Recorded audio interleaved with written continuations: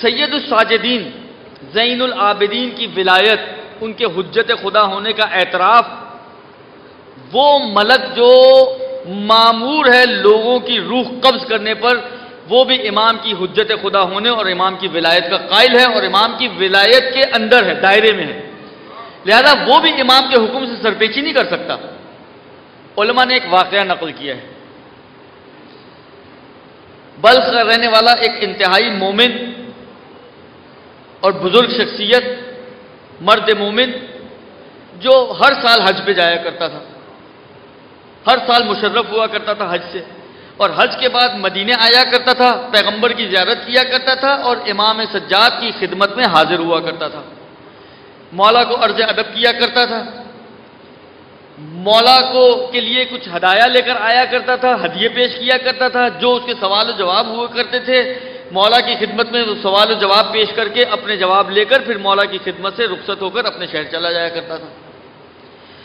ایک دفعہ جب یہ ہدیے وغیرہ دے کر مولا کی خدمت سے واپس لوٹا تو اس کی بیوی نے اس کو پوچھا، اس کو کہا کہ تم ہر سال جاتے ہو اپنے مولا کے پاس، ہر سال ان کے لیے ہدیے لے کر جاتے ہو، تحفے لے کر جاتے ہو، تم تو اتنا کچھ اپنے مولا کے لیے لے کر جاتے ہو مگر پلٹ کے کبھی تمہارے مولا نے تمہیں کچھ نہیں دیا،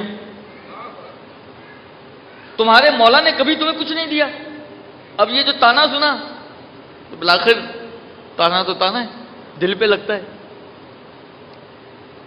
اگلا سال پھر ہوا، پھر گیا، پھر اسی سلسلے پہ پہنچا مولا کی خدمت میں۔ یہ حجت خدا ہے، ان کو بتانے کی ضرورت نہیں ہوتی، یہ علم الہی سے سب کچھ جانتے ہیں۔ جب پہنچا الیک سلیک کے بعد مولا نے اس کو کھانے کی دعوت دی کہ چلو کھانا کھاتے ہیں۔ کھانا کھانے کے بعد تشت آیا، پانی کا ایک لوٹا آیا، یہ اٹھا، پانی کا لوٹا لیا اور مولا کے ہاتھ دھلوانے کے لیے آگے بڑھا، کہا تم یہ زحمت کیوں کر رہے ہو، تم تو ہمارے مہمان ہو۔ کہا مولا میں چاہتا ہوں آپ کی کوئی خدمت انجام دوں۔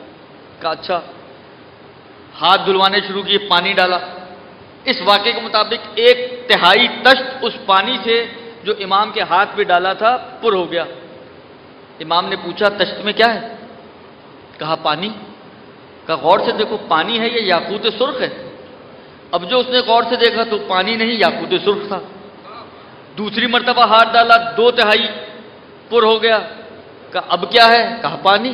کہا غور سے دیکھو پانی ہے یا زمرد سبز ہے؟ اب جو دیکھا تو زمرد سبز تھا۔ پھر تیسری مرتبہ ہاتھ دھلوایا تو پورا تشت پر ہو گیا۔ کہا اب کیا ہے؟ کہا پانی۔ کہا غور سے دیکھو پانی ہے یا در سفید ہے؟ اب جو دیکھا تو سفید موتی۔ کہا دیکھو میرے پاس کچھ نہیں ہے جو تمہارے ہدیوں کا تحفہ بدل دے سکوں، تم ایک کام کرو، اسی تحفے کو لے جاؤ میری طرف سے، اپنی زوجہ کو دینا اور یہ اس کی خدمت میں دے دینا میری طرف سے، اور اس سے عذر خواہی کرنا۔ دیکھیں یہ ہے سیرت امام۔ اگر آپ کے کسی فعل سے کسی کو اذیت پہنچے تو یہ نہ سوچیں کہ میں کیسے اس سے عذر خواہی کروں۔ بھئی امام سے بڑھ کر اس کائنات میں کون ہو سکتا ہے؟ کوئی ہو سکتا ہے جو امام سے بھی اوپر ہو؟ اور خاص طور پر جب وقت کا امام ہو۔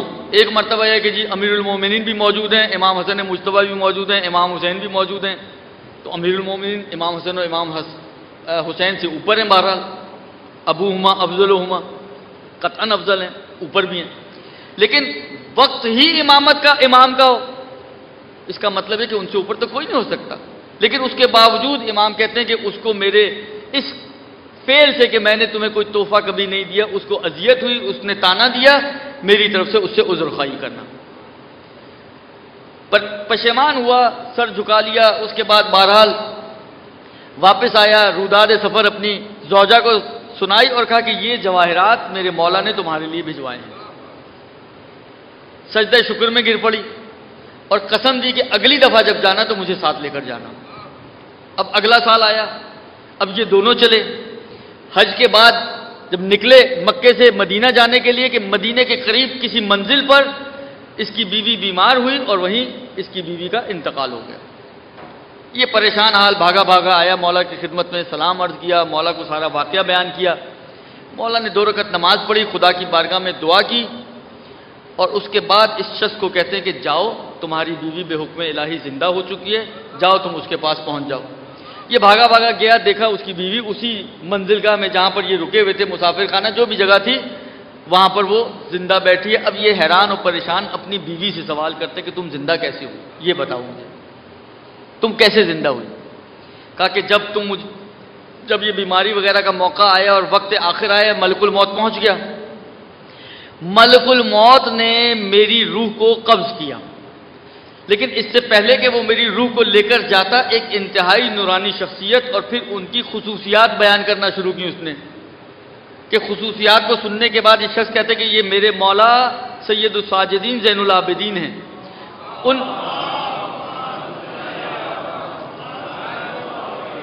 ان خصوصیات کی حامل شخص نے آ کر ملک الموت کو یہ حکم دیا کہ اے ملک الموت، اس کی روح کو واپس پلٹا دے. میں نے پروردگار عالم سے اس کے لیے 30 سال کی عمر لی ہے، اور اس کی وجہ یہ کہ یہ ہماری زیارت کے لیے آئی تھی.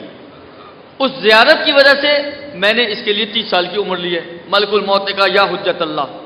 دیکھیے یہ ملک الموت ہے، یہ بھی امام کی حجیت کا قائل ہے، امام کے حجت خدا ہونے کو مانتا ہے، امام کے حکم سے سرپیچی نہیں کرتا. نہیں کہتا کہ مجھے تو خدا نے حکم دیا ہے. کہہ سکتا تھا نا بھئی میں تو خدا کی طرف سے مامور ہوں لوگوں کی روحیں قبض کرنے کے لیے، مجھے تو خدا نے کہا ہے. لیکن جب امام نے کہہ دیا تو اس کے آگے ملک الموت بھی کچھ نہیں کہہ سکتا. کہا یا حجت خدا، جو آپ کا حکم، روح کو واپس کیا اور واپس امام کے ہاتھوں کا بوسہ لیا اور واپس چلا گیا. اب یہ شخص اپنی زوجہ کو لے کر مدینے آیا. جیسے ہی امام کی خدمت میں پہنچے، اس نے امام کے چہرے کو دیکھا، ایک مرتبہ امام کے قدموں میں گر پڑی. کہتی ہے قسم سے یہی وہ شخص ہے کہ جس نے مجھے زندگی عطا کی ہے. یہ ہے چوتھا امام، یہ ہے ان کی قدرت و طاقت. کرنے چاہتے چوتھے امام تو بہت سے معجزات میدان کربلا میں دکھا سکتے تھے. امام کی قدرت اور طاقت سے کوئی چیز بعید نہیں ہے.